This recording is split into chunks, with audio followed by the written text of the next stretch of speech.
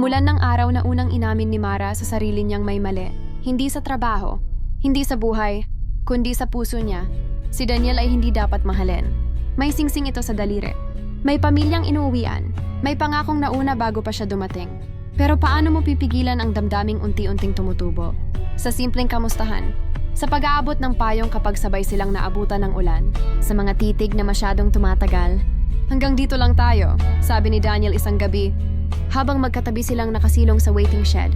Alam ko, sagot ni Mara. Pero bakit? Parang mas masakit ang pag-alam kaysa sa pag-asa?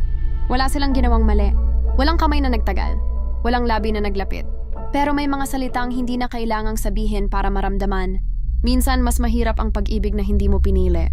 Dumarating ito ng walang paalam. At mananatili kahit pilitin mong itaboy. Mas mabuting masaktan ngayon kaysa makasira ng buhay, bulong ni Daniel. Halos sa sarili niya. At doon naintindihan ni Mara, hindi lahat ng pag-ibig ay dapat ipaglaban. May mga pagmamahal na ang tunay na sukatan ay hindi kung gaano mo ito kakapit, kundi kung gaano mo ito kayang bitawan. Lumipas ang mga buwan. Hindi na sila nagkikita. Wala nang ulan. Wala nang waiting shed. Pero tuwing bubuhos ang malakas na ulan sa hapon, napapangiti si Mara.